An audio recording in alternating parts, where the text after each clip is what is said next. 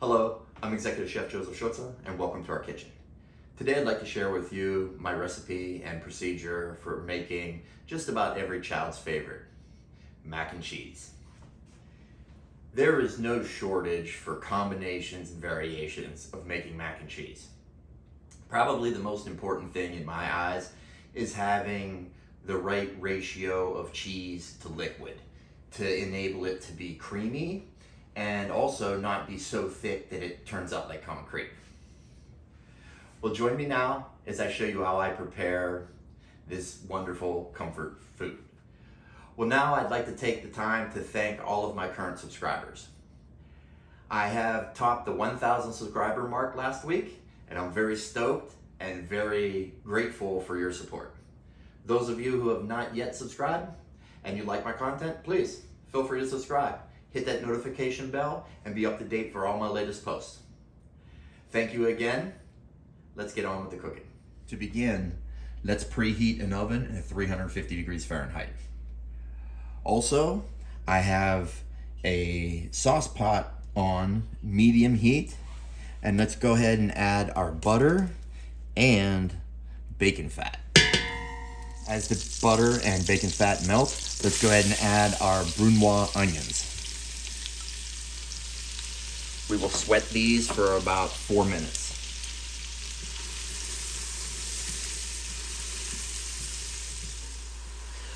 Well, now that the onions are translucent and very aromatic, I will then add my flour.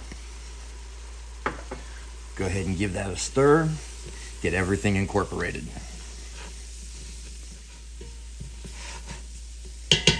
Now let's let this cook for about 2 minutes. Now I will add my bay leaves, my ground mustard, Hungarian paprika, and white pepper. Be careful with the white pepper. It is considerably stronger than black pepper. So let's go ahead and mix this. Let this cook for about a minute. Well, now that our roux has cooked a little bit, let's go ahead and add our milk. Be careful when it hits the hot pan, it will steam up on you. So what I like to do is I add a little liquid at a time and then go ahead and stir this. We want to make it so that there are no lumps. And feel free to use a whisk if you want. Whatever's the most comfortable for you. I got the lumps out. Now let's go ahead and add the remaining milk. Give this a stir, and we want to bring it up to a simmer. And as this comes up to the simmer, allow it to cook for about 10 minutes, maybe 15, and you will notice that it'll start thickening up. Just a note, I like to stir it quite often. I do not want it to stick to the bottom and scorch. Be certain to hit the corners very well, because that's where it likes to hide. And once you get that burnt odor into it, there's no way to get rid of it, so it's pretty much ruined. Well, now that it has thickened up nicely, I turned the heat down to low, and now I'm going to start adding my cheese. Feel free to add any kind of cheese that you like. I will leave some variations and combinations down below. Cheddar and blue cheese is fantastic. Smoked cheddar with blue cheese. Cheddar with smoked blue cheese, whatever. Goat cheese is fantastic in it. In mine, I am using smoked cheddar, smoked Gruyere, aged cheddar, and Fontina. So now we will just keep stirring this until everything melts and incorporates nicely. Well, now that the cheese has melted and everything incorporated nicely, let's go ahead and season with salt.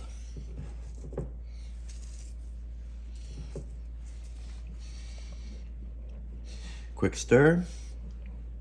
And let's add our pasta.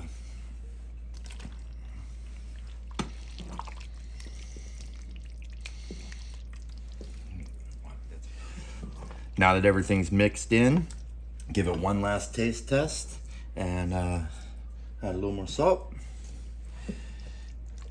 And now let's set this off to the side for a moment, and we're gonna work on our optional breadcrumb topping. Well, for the breadcrumbs, let's go ahead and melt some clarified butter and, of course, bacon fat. Then I like to add some kind of an herb. I'm using scallions. Feel free to use chives, parsley, or even garlic chive. So now that it's pretty hot, so I don't want it to deep fry, so now remove it from the heat. Add the panko breadcrumbs, little salt, and let's go ahead and stir this around until the butter and the bacon fat is absorbed by the breadcrumbs.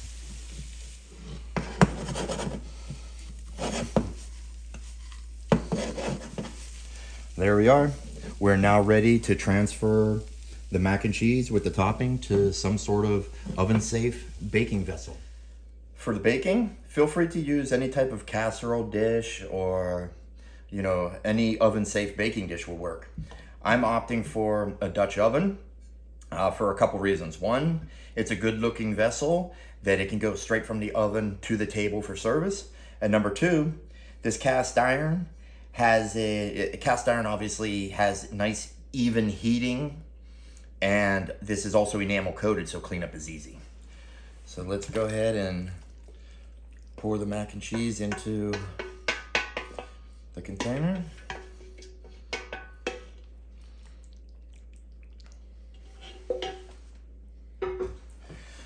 Give it a turn here.